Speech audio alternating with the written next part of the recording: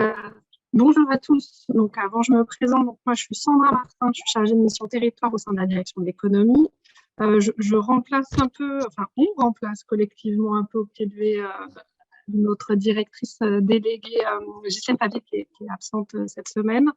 Donc, merci de votre indulgence. On reprend là, dans un premier temps, on va faire un peu expliquer qu'est-ce qui a fait un nouveau cadre, qu'est-ce qui a guidé nos réflexions.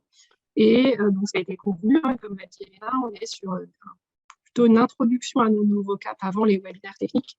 Donc, on vous fera une courte, très courte présentation des différents caps, donc PME, PMI, économie de proximité, transformation numérique et transition écologique. Donc, sur les nouveaux cadres d'intervention, donc on est vraiment là, vous le savez, hein, depuis plus d'1 an, on a travaillé sur notre nouveau schéma qui a été adopté au mois de novembre.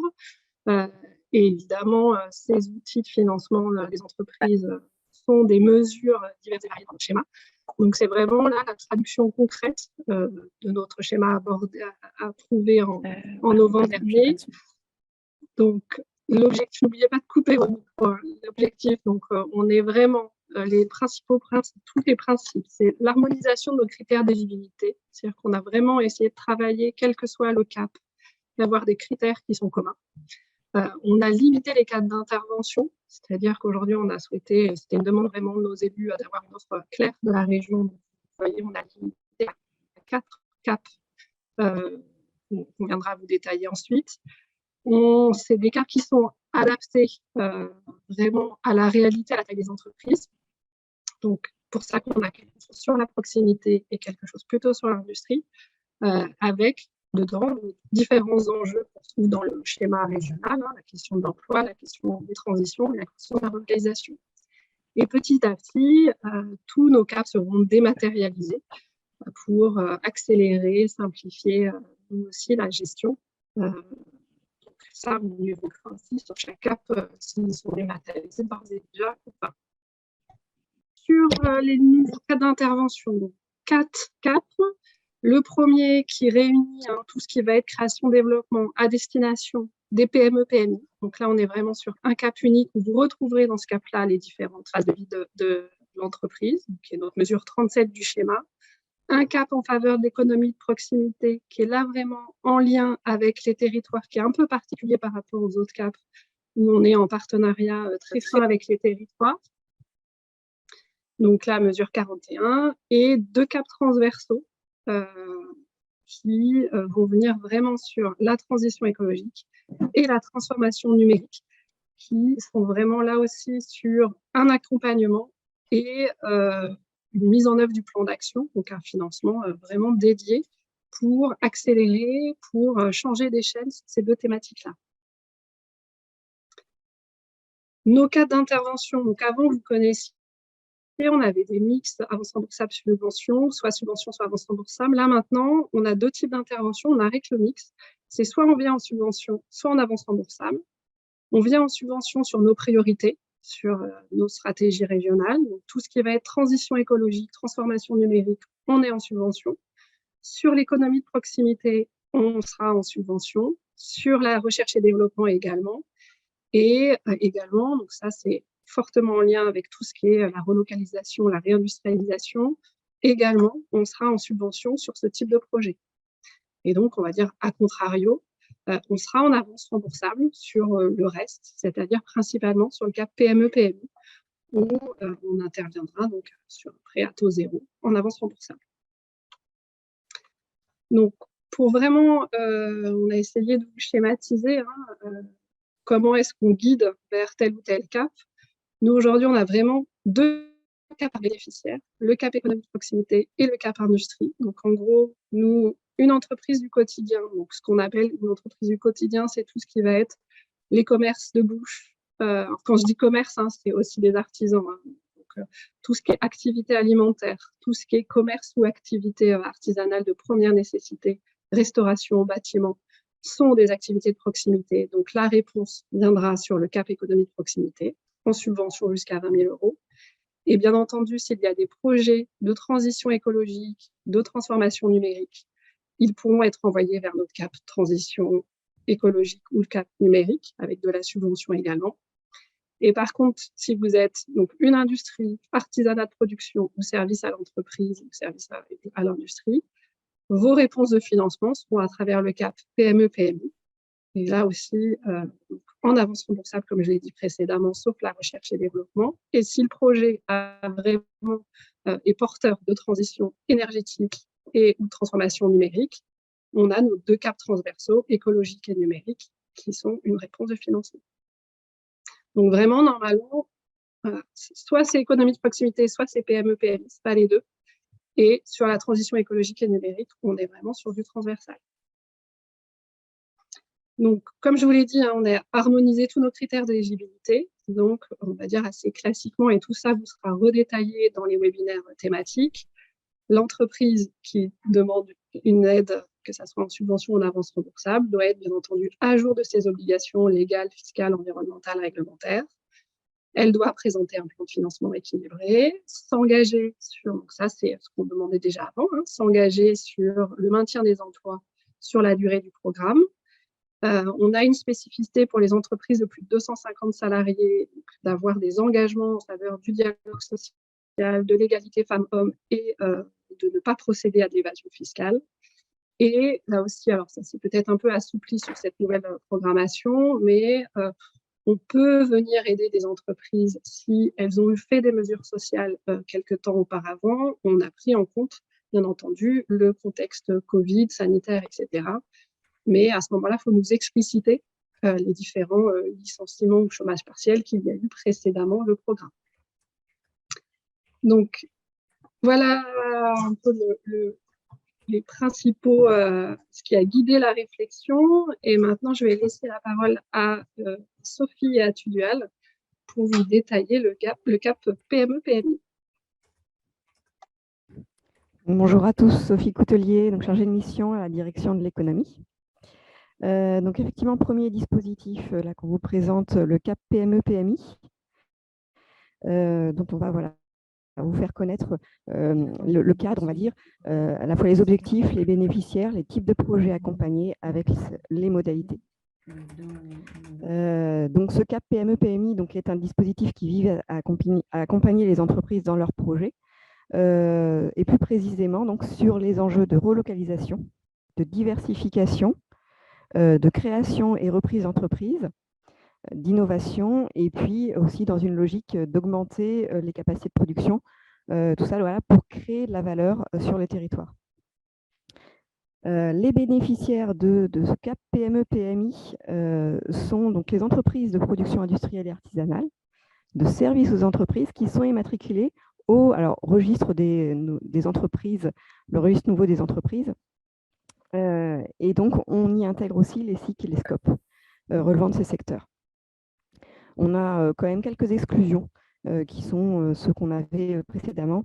Donc, les micro-entreprises, les entreprises individuelles aussi sont exclues. Les entreprises, les activités de négoce, professions libérales, les entreprises en difficulté également sont exclues. Et puis, les activités qui relèvent des autres caps ne pourront pas cumuler avec ce cap PME-PMI. Les types de projets accompagnés, donc on a les projets tout d'abord de création et reprise d'entreprise traditionnelle, où là, on vient se prendre en compte tous les investissements comptablement amortissables dans les 12 mois de la reprise, ou les rachats de parts sociales. On a une particularité de prise en compte des dépenses pour les reprises à la barre du tribunal, où là, il y aura un montant de 4 000 € par emploi repris. Les projets de développement ensuite seront accompagnés en ce qui concerne le matériel de production, l'immobilier et l'international pour les exportations. Et en ce qui concerne la recherche, développement et innovation, là, on va partager les projets en ce qui concerne la création d'entreprises innovantes, où là, on va pouvoir accompagner les entreprises sur leurs investissements comptablement amortissables qui sont réalisés dans les 24 mois de l'immatriculation. Et puis, sur les projets plus matures, on va pouvoir les accompagner donc, sur la R&D et l'innovation, sur des dépenses de frais de personnel et différents coûts. que vous avez listées. Donc voilà sur les typologies. Je laisse la main à Tugdual sur les modalités d'accompagnement. Donc, sur les modalités de l'aide et de l'accompagnement, l'idée, c'est effectivement d'harmoniser. Donc, on est bien sur de l'avance remboursable sur l'ensemble des dispositifs, à 2 exceptions près, ce qui vous avait été dit en introduction, sur la R&D, où on est en subvention, et sur les projets qu'on appelle stratégiques, qui revient au projet de relocalisation, de forte création d'emplois sur le territoire, où là aussi, ça sera de la subvention. Une exception sur un montant plafond de 400 000 euros, c'est ce qui existait précédemment. Donc, le 400 000 euros, c'est un encours sur 3 ans, avec une petite exception sur le jeune pousse où le plafond est de 200 000 euros. Un taux unique de 30% pour l'ensemble des dispositifs, ce qui n'était pas le cas précédemment où il y avait des taux qui pouvaient évoluer entre 40%, 50%, 20%, etc. Exception là aussi sur la R&D, où le taux est variable en fonction de différents critères, donc de la taille de l'entreprise. Que ce soit une TPE ou une grande entreprise, on n'appliquera pas le même taux, ou si on est sur du projet collaboratif ou non, on peut appliquer un bonus selon le type de recherche. Donc là, voilà, le taux peut varier grosso modo entre 10% et 60%. Sur les paiements, on est sur majoritairement du paiement en 2 fois, sur les dépenses acquittées, donc un acompte de 50% à la signature du contrat et le versement sur justificatif, le solde sur justificatif des dépenses. Sur les conditions, petite nouveauté par rapport aux anciens règlements, c'est la limitation aux capitaux propres et aux comptes courants bloqués. Donc on n'intègre plus les crédits bancaires. Donc l'idée, c'est vraiment d'avoir 1 euro de fonds publics sur 1 euro de l'entreprise. Et sur certains sujets, surtout donc création d'entreprise, investissement matériel immobilier, on demande une contrepartie bancaire.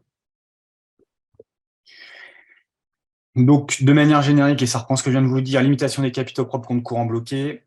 Important, c'est qu'il n'y a pas 2 dossiers CAP PME, PMI en même temps. Pour qu'on enclenche un nouveau dossier, il faut que le précédent dossier soit soldé. Donc, quand on dit dossier soldé, ça veut dire solde versé.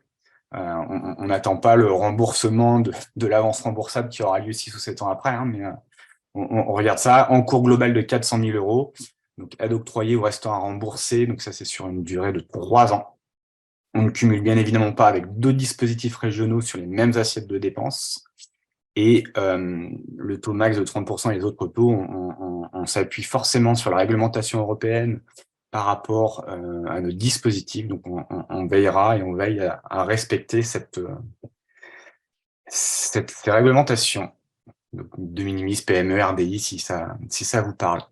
Sur le mode opératoire, rien de nouveau, j'ai envie de dire. On continue comme avant, c'est-à-dire dans tous les cas, si possible, c'est un échange préalable sur le projet avec les chargés de mission de la région, donc plutôt les chargés de mission qui sont sur les territoires, pour faire une prise de connaissance du projet, une étude de prééligibilité par rapport au dispositif et l'orientation vers le bon dispositif.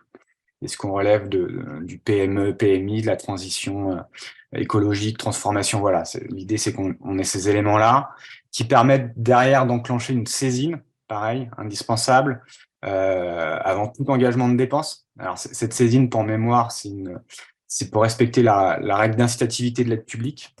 Et ces documents, on le répète assez régulièrement, c'est ni un engagement de l'entreprise de nous solliciter, in fine, ni nous un engagement de la région de l'accompagner, mais elle permet de prendre date par rapport à un programme. Et en fonction de ces éléments, dépôt du dossier de demande en suivant après l'échange avec le chargé de mission. Aujourd'hui, sur le mode opératoire, on est pour le moment toujours en version dématérialisée, mais Word, document Word, Excel. Et dans les prochaines semaines, mois, nous passerons sur la plateforme.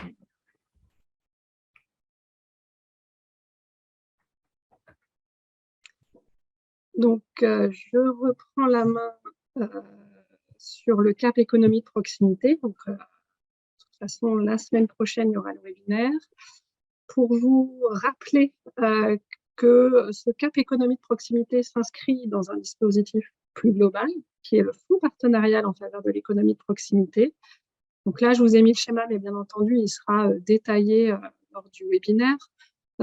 l'idée, donc, c'est bien sous une bannière commune, avec un certain nombre de process communs, que la région et les territoires volontaires, on puisse venir accompagner l'économie de proximité. Et en fait, là, je vais me concentrer surtout sur l'intervention de la région. L'intervention de la région se fera à travers ce qu'on appelait le CAP économie de proximité. Nos élus tenaient à la notion de CAP. Donc, tout ce qui va être intervention régionale passera par ce CAP économie de proximité, donc, qui est l'objet là de ma présentation dans Teasing et qui sera développée la semaine prochaine. Donc, sur les objectifs, donc là, c'est un dispositif, bien entendu, qui vise le développement économique, mais on y a aussi intégré, et c'est peut-être une nouveauté, une question aussi d'aménagement du territoire. Donc là, on est bien entendu sur le fait de renforcer les entreprises qui sont non délocalisables, mais qui sont aussi des entreprises qui font vivre des territoires et des centres-bourgs, centres-villes et territoires. Donc il y a vraiment cette notion d'aménagement qui est introduite maintenant. La notion d'accompagnement, bien entendu aider des entreprises à se développer, à relever tous ces enjeux de transition écologique et numérique, et également bien accompagner des entreprises qui se diversifient, qui créent des activités qui ne sont pas présentes sur le territoire ou qui intensifient ou renforcent leur présence. Donc, sur les bénéficiaires, de manière assez large, c'est tout ce qui est petites et moyennes entreprises artisanales et commerciales, aussi inscrites au RNE. Et on y a intégré également les structures de l'ESS, si bien entendu, elles ont une activité artisanale et commerciale. Donc, on a déterminé un certain nombre de priorités régionales. Donc là, je vous ai mis des pictos, mais tout ça sera développé au webinaire la semaine prochaine. C'est-à-dire que la région, on a fixé, nous, sur l'économie de proximité, des priorités, donc qui sont tout ce qui va être métier de bouche, et bien entendu, les boulangeries, charcuteries, boucheries, tout ce qui est l'alimentation, donc les épiceries, bien entendu, tout ce qui est, je l'ai dit en introduction, commerce ou artisanat de première nécessité. Donc là, c'est le petit picto fleuriste, mais ça peut aussi être garage, pressing, etc. Les métiers d'art, nous, on les a mis dans l'économie de proximité. Vous avez le picto, alors c'est pas qu'on va aider que la plomberie, mais tout ce qui est les acteurs du bâtiment qui dédient leur activité plutôt aux particuliers sont dans nos priorités régionales. Peut-être une nouveauté que les élus ont souhaité marquer, c'est tout ce qui va être les biens et services culturels. Donc, en gros, tout ce qui peut être librairie peut bénéficier d'un soutien régional, et les restaurants. Et bien entendu, les territoires, donc ça, voilà, il y aura toujours des spécificités un peu locales. Les territoires peuvent venir affiner les différents champs d'intervention. Là, sur les dépenses éligibles, donc des similitudes avec ce que ma collègue a dit sur le cas PME-PMI. Donc, tout ce qui est création-reprise, même chose, investissement comptablement amortissable dans les 12 mois, suivant la création ou la reprise, et ou rachat de parts sociales.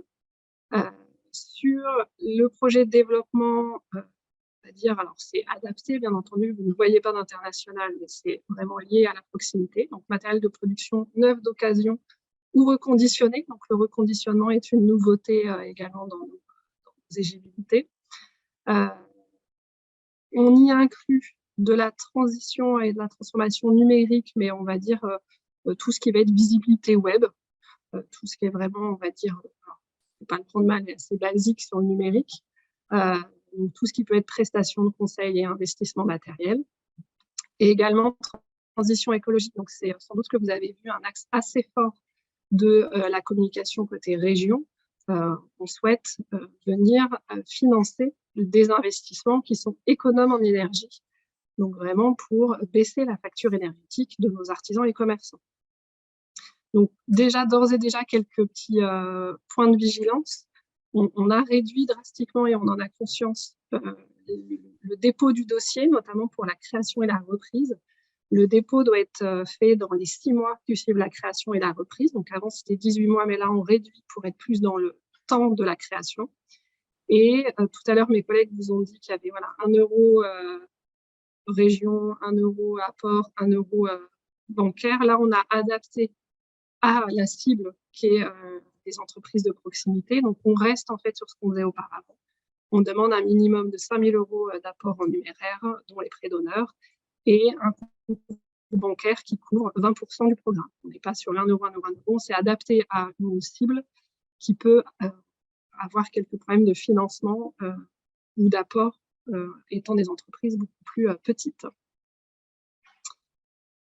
Sur le format et le taux de l'aide, donc là aussi des similitudes avec mes collègues. Donc là, en format, on est sur de la subvention. Donc, on l'a dit, ça fait partie des priorités régionales. Donc subvention jusqu'à 20 000 euros.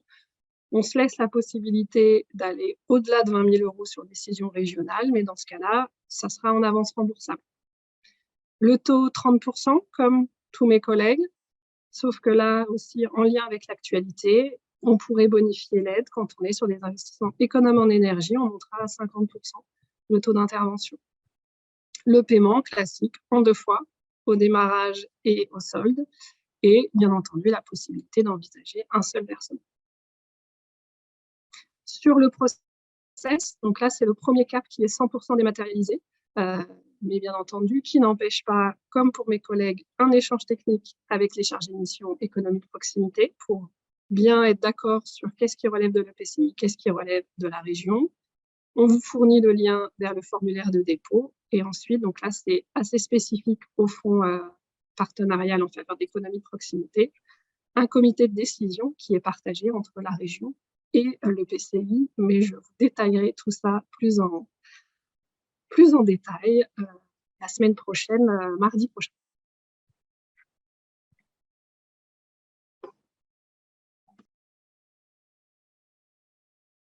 Excusez-moi, le temps de retrouver le micro. Bonjour à tous, Anne-Gaëlle Delbois. Je suis donc là pour vous présenter les deux nouveaux dispositifs sur la transition et transformation. Donc, je vais commencer par la transformation numérique sur laquelle je suis référente.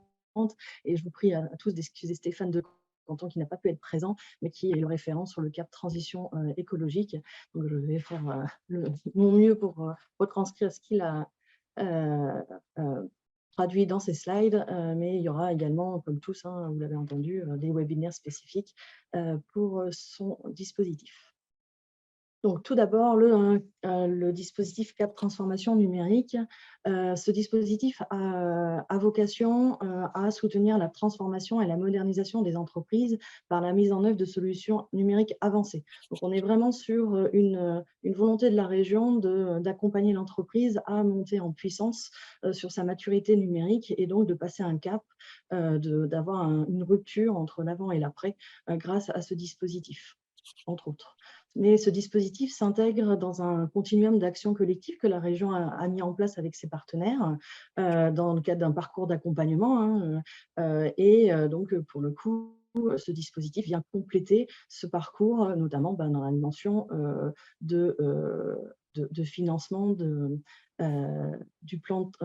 l'élaboration du plan de transformation et de la mise en œuvre de ce plan de transformation à travers des investissements.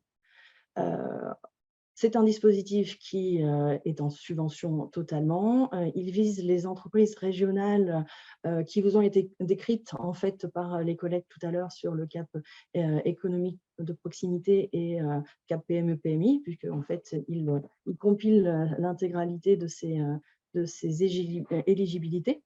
Donc, entreprises, qu'elles soient de l'économie traditionnelle ou de l'économie sociale et solidaire, avec donc les 3 typologies d'activités. Pour le coup, on a une possibilité d'intervenir sur les PME-PMI avec pouvant aller jusqu'à, pour le coup, des structures pouvant appartenir pour le coup à d'autres entreprises, donc avec un effectif consolidé pour monter jusqu'à 500 salariés. Inscrites, comme tout à l'heure, comme on vous l'a présenté, implantées et exerçant en Centre-Val de Loire et inscrites au registre national des entreprises. Ce dispositif est composé de 2 volets, un volet conseil et un volet investissement, et parce que il ne peut plus être entendable de dissocier, de faire sa transformation numérique sans prendre en compte les enjeux de la transition écologique et énergétique. Le travail réalisé, la mise en œuvre du plan de transformation devra prendre en compte tous ces enjeux, toute l'empreinte environnementale que le numérique peut engendrer. Je vais vous présenter, donc c'est l'objet de ce webinaire, de manière très light, le dispositif. En une seule slide, vous allez voir tous les éléments, avec donc à droite pour le coup le volet conseil et le volet investissement. Ces deux volets peuvent porter sur deux thématiques distinctes. De manière générale, en fait, la transformation et la modernisation par des solutions numériques, ou bien une dimension cybersécurité. Donc, dans les deux volets, il y a ces deux sous-thématiques. Pour le volet conseil, on est sur des prestations de conseil externes en transformation organisationnelle, donc pour pouvoir identifier, travailler sur la mise en œuvre de solutions numériques ou l'intégration du numérique pour pouvoir aider l'entreprise à se moderniser. Et on est donc sur des solutions numériques avancées du point de vue à nouveau de la maturité numérique des entreprises. On n'aura pas le même degré la notion de solution avancée n'aura pas la même valeur si une entreprise est faiblement mature ou si déjà elle a largement mis en place un plan de transformation depuis plusieurs années. Également des prestations de conseil, entendez-là plutôt audit, pour prévenir le risque cyber. Risque cyber qui est en amont de tout incident cyber, donc vraiment dans la volonté de l'entreprise avant de se faire attaquer si elle a été épargnée jusqu'à présent, de pouvoir faire le point sur son système numérique, système informatique, et d'identifier les failles qui pourraient être à combler. Ou bien après un incident cyber, parce que l'incident cyber, c'est lié à une faille qui est exploitée par le hacker. Cependant, on a tous conscience qu'il profite d'une porte, mais il peut y avoir d'autres fenêtres par lesquelles ils peuvent rentrer pour pouvoir de nouveau attaquer l'entreprise. Donc, on peut intervenir également dans le cadre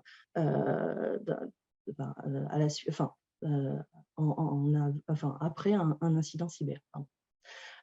Pour le volet investissement, pour le coup, dans la logique, le volet investissement est activable dès lors qu'à travers les actions collectives conseils que la région a mis en place, donc derrière, on peut imaginer sur le programme Industrie du futur, Perform Industrie, ou bien sur les programmes EDIH, notamment celui du pôle Polyméris, Polytronics pour le coup, sur l'intelligence artificielle.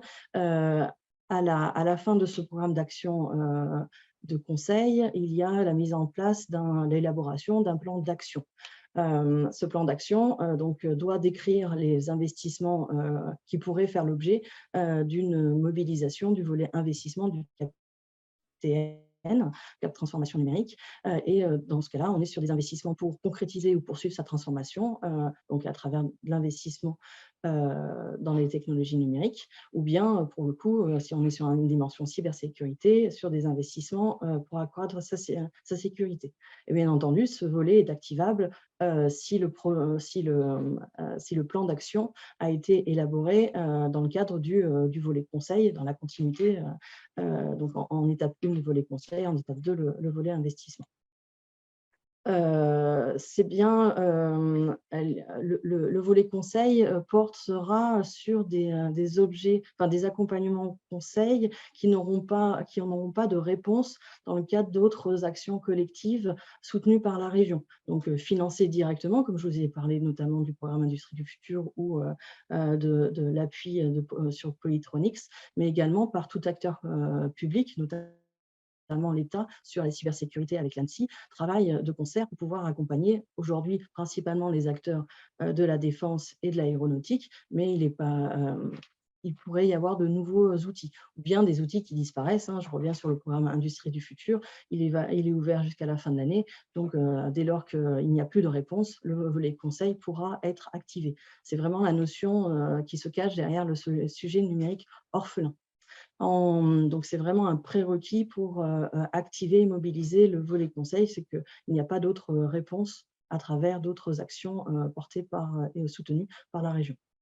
Autre prérequis, c'est qu'on considère que ce volet est activable dès lors qu'il nous présente un projet d'accompagnement robuste afin de pouvoir vraiment faire un travail de fond en matière de transformation numérique. Donc, un minimum de 5 jours d'accompagnement est requis. Pour le volet investissement, je l'ai déjà dit, pour le coup, le prérequis, c'est le fameux plan de transformation numérique qui a été défini dans le cadre d'une prestation de conseil soutenue par la région. L'aide régionale, l'amplitude d'intervention, pour le volet conseil, on part de 3 000 € jusqu'à 20 000 €, et pour le volet investissement, 10 000 à 200 000. Le taux d'intervention, 50% maximum pour le volet conseil, 30% maximum pour le volet investissement, bien entendu dans le respect des réglementations européennes. Et enfin, en termes de durée du programme aidé, on est sur une durée de 12 mois non prolongeable pour le volet conseil et de 24 mois maximum pour le volet investissement, avec la possibilité, sous condition, d'envisager une prolongation. Je vous l'ai dit dans la slide précédente, la modernisation ne peut se faire sans allier la transformation numérique aux enjeux de la transition écologique et énergétique. Donc, ça va aussi être largement pris en compte au moment de l'instruction, mais également lors du solde du dossier. Donc, pour le volet conseil, ça signifie que la prestation d'études, l'entreprise et son prestataire devront prendre en compte la réduction de l'empreinte sociale, économique, énergétique et environnementale du numérique. Donc, entendez derrière numérique responsable. C'est vraiment les piliers du numérique responsable avec tous ces enjeux. Et pour le volet investissement, pour le coup, non seulement l'entreprise devra justifier du bénéfice technologique que la solution numérique, que les solutions numériques apporteront à l'entreprise, mais également le bénéfice environnemental de cette solution vis-à-vis de l'entreprise, mais aussi de l'environnement. Et vraiment dans toutes ces composantes, mais ce bénéfice pourra, pour le coup être évalué ou être justifié en fonction finalement de 3 étapes clés. C'est l'acheminement de la solution, son déploiement dans l'entreprise et derrière la mise en œuvre, donc l'usage de cette solution au sein de l'entreprise. J'en ai fini pour le cap transformation numérique. Je passe donc au cap transition écologique. Donc, dans le même principe est appliqué, c'est la transition écologique et la région souhaite accompagner les entreprises dans le cadre d'un parcours en 2 étapes.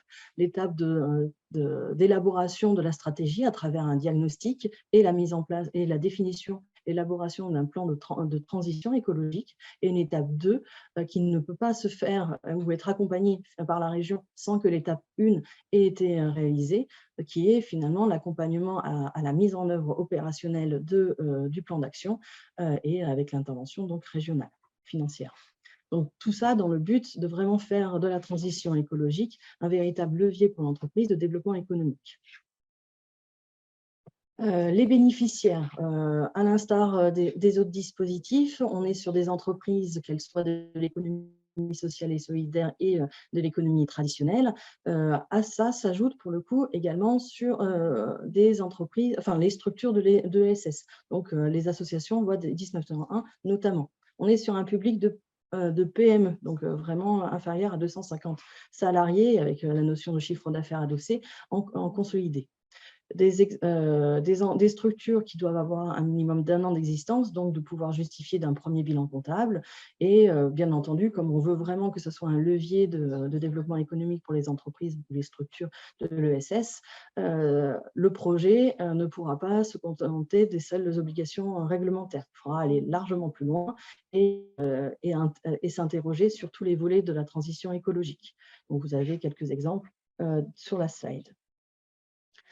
L'étape 1, donc on en revient sur la première étape, qui est finalement l'étape de diagnostic complétée par le plan d'action élaboré grâce aux préconisations faites dans le cadre de ce diagnostic. On est donc sur une prestation de conseil. Donc, pour le coup, vous avez le diagnostic permet d'identifier les préconisations à mettre en œuvre par les entreprises, de les hiérarchiser en fonction de leur intensité et de les prioriser pour pouvoir permettre derrière d'établir un plan d'action qui permettra de manière quantifiée d'évaluer les bénéfices écologiques et économiques des différentes actions proposées. Et en complément, les indicateurs de suivi pour permettre à la région à l'entreprise dans un premier temps quand même surtout, et à la région de pouvoir suivre quantitativement et qualitativement le bénéfice réalisé écologique, bénéfice écologique réalisé par la structure bénéficiaire. L'étape 1, à l'instar de cap transformation numérique, donc on est en subvention, on a un taux à 50% 50% maximum dans le respect de la réglementation européenne, bien entendu. Donc, on est sur un minimum d'aide de 1 000 €, avec la nécessité également ici d'un minimum de jours d'accompagnement qui a été fixé à 2, et donc un plafond de l'aide régionale à 2 000. Donc, l'intervention régionale peut intervenir entre 1 000 et 20 000 €. Étape 2, donc la mise en œuvre du plan d'action de transition écologique, donc avec l'intervention financière de la région sur les dépenses d'investissement visant à favoriser donc la réduction de l'impact environnemental de l'entreprise en lien donc avec les fameuses préconisations qui ont permis d'établir le plan d'action en étape 1. Les dépenses éligibles, vous les voyez, ce sont les dépenses d'investissement comptablement amortissables. Vous avez quelques dépenses inéligibles à noter, notamment sur les dépenses inéligibles en matière de bâti. L'étape 2, donc en termes de nature, on est toujours sur de la subvention. On a une durée de programme fixée à maximum 36 mois. Un taux d'intervention qui est celui qui a été harmonisé de 30%, toujours dans le respect de la réglementation. Et le montant de l'aide pourra être entre 20 000 et 200 000 €. Voilà pour la présentation des CAP. On vous a fait une petite carte des différents points de contact des chargés de mission qui seront finalement les portes d'entrée des entreprises, mais également les vôtres en tant que développeurs économiques. Donc, sur chacun des territoires, vous aurez bientôt les ERC qui vont être remplacés par des maisons de la région. Donc, les collègues en charge des activités de proximité et des activités de production et de services aux entreprises vont être basés ou liés à un département. Et les collègues qui sont en charge des associations avec activité économique sont basés au siège, mais sont aussi répartis sur les 6 départements. Donc, nous avons 3 collègues qui se mobilisent au niveau des associations, 7 au niveau des activités de production et de services aux entreprises, et 3 au niveau des activités de proximité. On va arriver à la session qu'on attend tous, des questions et de nos réponses. Bonjour, Sébastien Desplovin du pôle S2E2. Il y a une question que j'avais, puis qui est aussi dans le chat, j'ai vu, c'est la mise en place des dispositifs. Est-ce que du coup, c'est à date du 10 février, s'entérine, ou c'est pour plus tard? Les dispositifs ont été votés le 10 février, donc à partir du 10 février dernier, ils sont mobilisables. Aujourd'hui, c'est vrai que opérationnellement parlant, nous avons un dispositif qui est entièrement 100% mobilisable, c'est le cap économique proximité, mais comme Studio l'a dit pour le cap PME-PMI, et c'est valable pour le cap transformation numérique et cap écologique, transition écologique, pardon, j'oublie un mot, on peut les mobiliser. Après, aujourd'hui, on en est encore sur la forme de numériser des dossiers. On travaille d'arrache-pied pour qu'on passe rapidement, et on a un escompte pour le numérique, en tout cas, j'espère, courant avril, que ça va être bon, mais je pense que c'est un peu la même... on va faire le nécessaire pour que ce soit dématérialisé, donc accessible sur le portail Nos aides en ligne le plus rapidement possible, pour qu'il n'y ait qu'un seul lieu pour solliciter pour déposer les demandes d'aide. D'accord, donc auprès de nos adhérents, on peut communiquer dès maintenant sur les nouvelles procédures en fait, et partir là-dessus, sachant que le temps de monter le dossier, de toute façon, ça ne sera pas avant le mois d'avril. Sachant que, comme l'a présenté, je reviens, je vais essayer de la retrouver, n'hésitez pas à suivre le... Pardon, je reviens en arrière. Ouais, voilà, le mode opératoire, de dire, voilà, avant tout engagement des dépenses, il faut vraiment que l'entreprise en fait ait eu des échanges valables avec les collègues en charge, pour derrière, potentiellement, pour la majorité des CAP, c'est de faire une saisine pour acter que pour permettre de prendre date à l'entreprise et de pouvoir poursuivre son programme sans risquer d'être inéligible du fait d'une contradiction avec la réglementation européenne. Bien sûr. Et en complément, sachez qu'on travaille aussi d'arrache-pied sur des supports de communication. Donc là, vous avez on va vous mettre à disposition les supports, les 4 supports qui vont être utilisés, les 5 supports qui vont être utilisés pour les webinaires. Mais derrière, on va travailler aussi sur des plaquettes de communication qui vont être aussi plus faciles notamment à transmettre à vos entreprises adhérents ou entreprises sur vos territoires. Bien, merci. Y a-t-il d'autres questions? Je vois que Tugdual, par exemple, tu as répondu à quelques questions dans le chat. Est-ce que éventuellement tu pourrais les voilà, de répondre à nouveau, donc par rapport pour la reprise à la barre, et je crois qu'il y avait d'autres questions à laquelle tu as répondu. Effectivement, il y avait la question de la reprise à la barre du tribunal, donc c'est bien les emplois repris, il n'est pas question d'emplois créés sur les 3 ans à venir. Il y avait une question sur l'immobilier, peut-être qu'il faut repréciser un peu plus la réponse apportée par Sophie. La règle n'a pas changé pour les dépenses d'aide à l'immobilier, il faut une convention préalable entre l'EPCI et la région, la compétence appartenant toujours, et ça n'a pas changé, à l'EPCI, donc il faut qu'elle nous autorise à intervenir. L'évolution majeure, c'est de se dire qu'aujourd'hui, c'est plus du tout automatique l'abondement de la région sur un projet immobilier, contrairement à ce qui a pu se faire les années précédentes. La région se laisse et s'autorise à pouvoir accompagner sur l'immobilier, mais sur des projets plus spécifiques.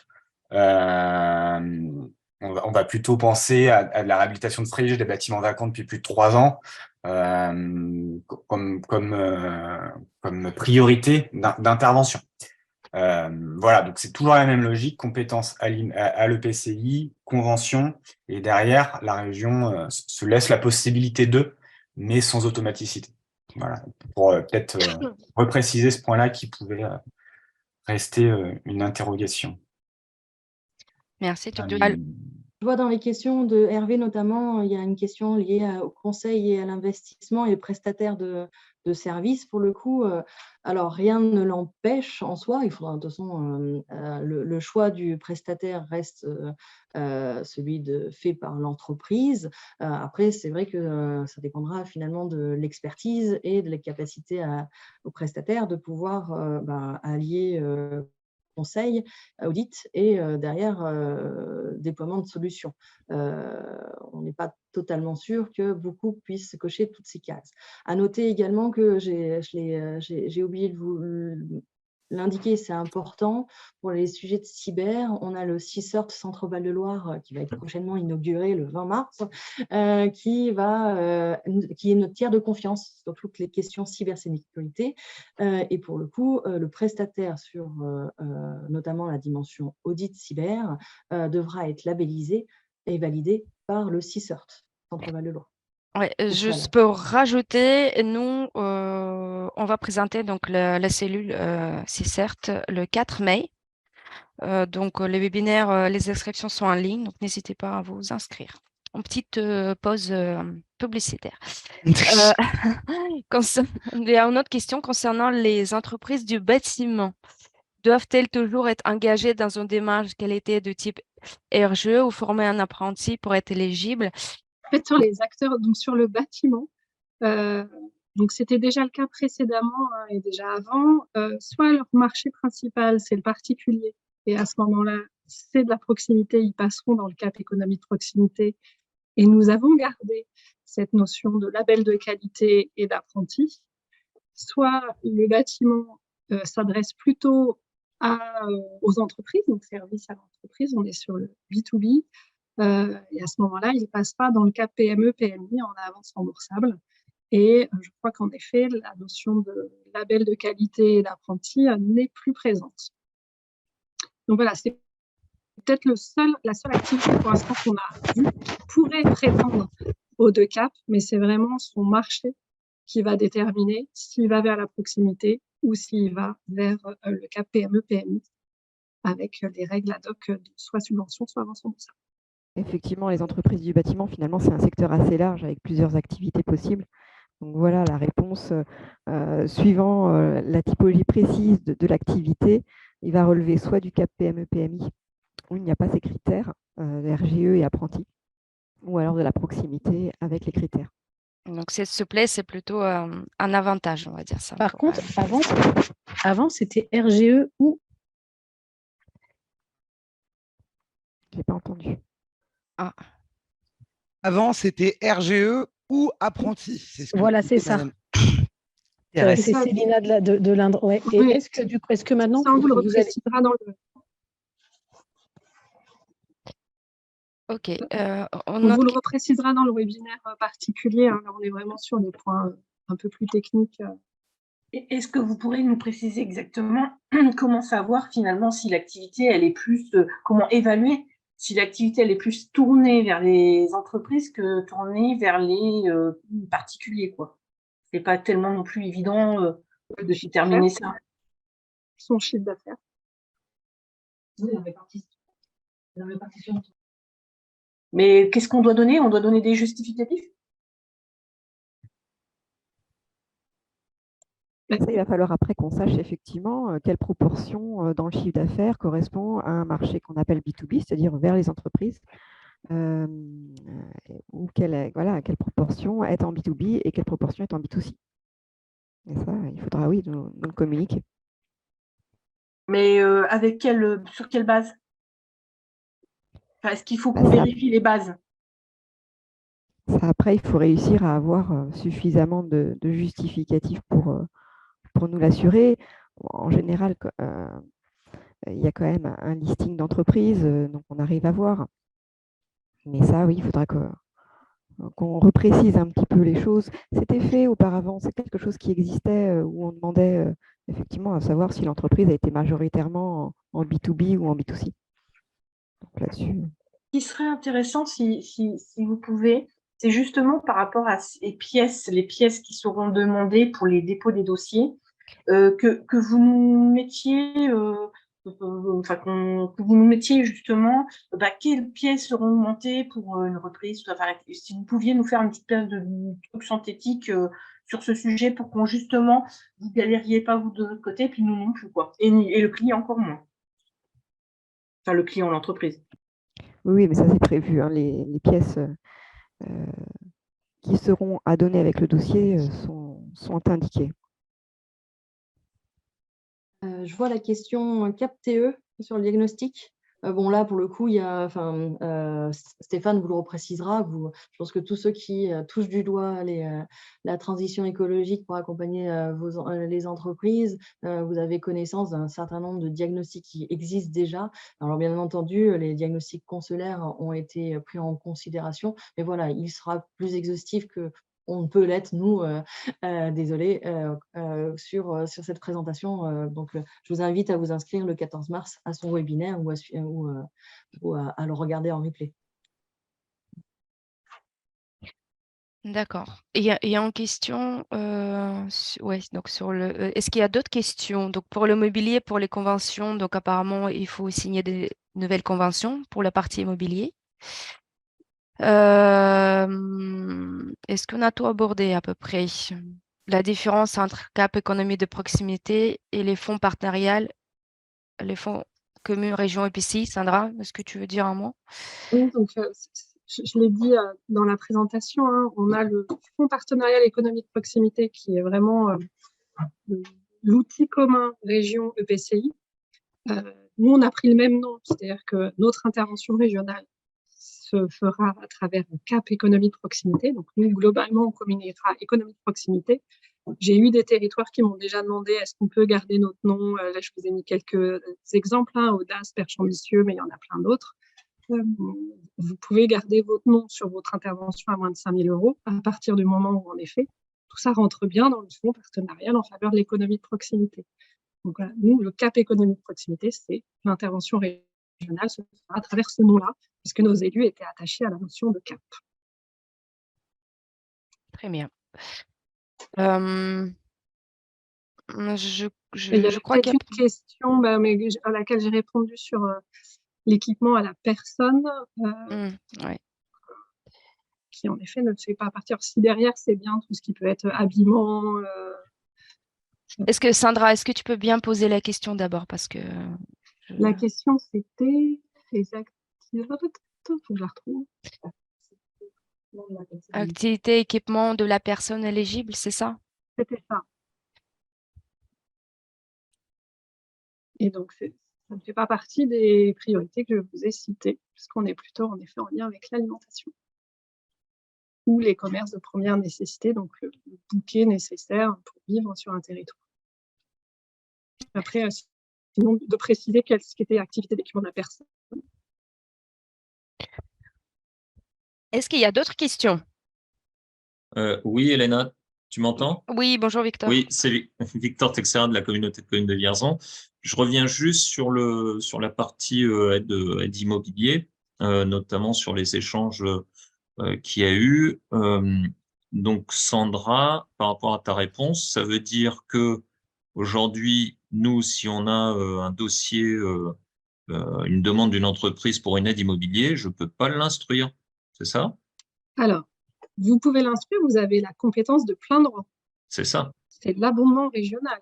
C'est l'abondement régional, du coup, qui ne, effectivement, ok. N'est pas possible tant qu'on n'a pas re-signé de convention. Mais alors, là, vraiment, vous êtes de plein droit dans votre compétence. Donc là, vous pouvez instruire, octroyer, vous pouvez faire ce que vous voulez. D'accord. La convention couvre vraiment l'abondement, mais comme l'a bien dit Tudual, nous réduisons notre intervention. Maintenant, c'est vraiment du cas par cas sur nos priorités. Oui, bien sûr. Ok. Ok. Bon, bah, merci. Par rapport à l'aide à l'immobilier d'entreprise, nous avons prévu le 6 avril prochain en formation avec Jean-Pierre Bove qui va en fait dérouler voilà, toutes les capacités d'intervention, enfin en fait le règlement européen national d'intervention des EPC auprès des entreprises sur le volet immobilier. Donc voilà, si vous avez, vous, les conventions en cours, les règlements, pardon, vous pouvez venir pour voir si, voilà, si vos règlements correspondent voilà, à 100%, si vous êtes en règle, si vous ne prenez pas les risques. Et Sandra fera aussi partie, d'une partie de la formation pour parler aussi de conventionnement, en fait. Donc, c'est 6 avril et c'est déjà sur l'extranet. Voilà, si vous voulez un peu revoir vos règlements immobiliers d'entreprise, c'est pour les Comcom. Y a-t-il d'autres questions? Oui, Véronique Delex, CFO de la Forêt. Bonjour Véronique. Bonjour. Je voulais revenir sur la cybersécurité, enfin sur l'aide au numérique, aide d'entreprise au numérique. Je voulais juste avoir une précision parce que j'ai eu peur de ne pas avoir trop compris quand c'est passé vite. Est-ce que le fait d'être dans une logique de transition, enfin comment vous dire, d'être dans une logique d'économie, d'économie circulaire ou autre, enfin de transition écologique, est-ce que c'est pour l'entreprise qui va bénéficier de l'aide, vis-à-vis de l'entreprise qui va bénéficier de l'aide, ou est-ce que c'est vis-à-vis du fournisseur de la solution cybersécurité? Voilà. Pardonnez-moi, j'espère que j'étais claire. En fait, c'est un peu tout, parce que pour le coup, l'entreprise qui va déployer des solutions, alors pour que que ce soit cyber ou pas cyber d'ailleurs, doit pouvoir vérifier que la solution qu'il déploie a l'empreinte en fait environnementale de la solution qu'il déploie pour sa structure, mais aussi en tenant compte, pour le coup, c'est pour ça que j'ai parlé des différents piliers, j'ai renvoyé aux différents piliers du numérique responsable, parce que là, pour le coup, c'est très lié au prestataire et donc à la solution du prestataire et le cycle de vie de la solution du prestataire. Donc, c'est tout un ensemble en fait qu'il faudra prendre en considération et l'entreprise doit être en mesure, doit être accompagnée, si on est sur du conseil, pour pouvoir évaluer tout ça, pour faire le meilleur choix pour son entreprise, mais aussi pour l'environnement, avec un grand E. Voilà. Donc, en fait, il suit cet événement par rapport en fait à son fournisseur en fait, mais lui-même, est-ce qu'il doit mettre en place des actions spécifiques? En matière de, pour le coup, en matière de transition écologique, ça va être plutôt sur sa démarche, son plan d'action de transition écologique. Donc là, pour le coup, on est plutôt sur le cap ad hoc.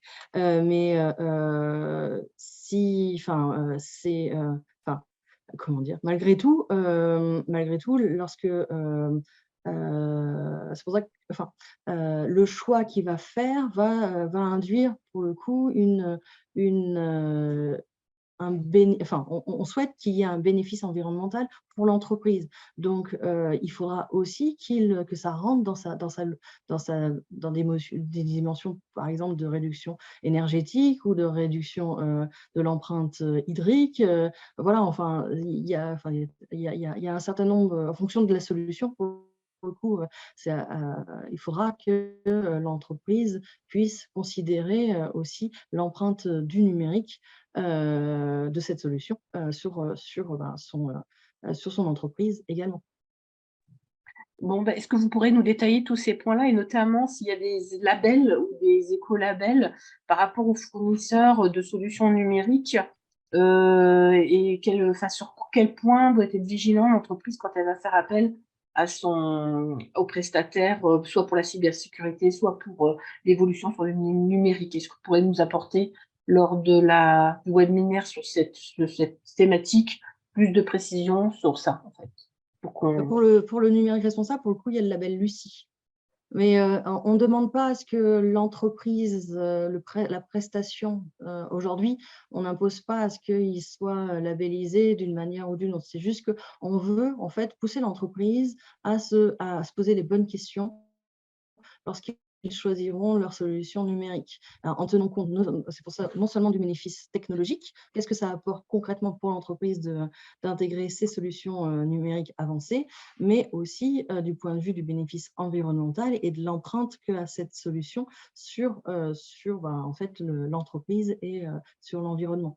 Donc, on pourra en rediscuter, et de toute façon, ça va être un travail de... la réponse ne sera pas apportée même le 21 mars, parce que pour le coup, il y a un grand nombre de chantiers qui sont ouverts sur la transition écologique, vous le savez.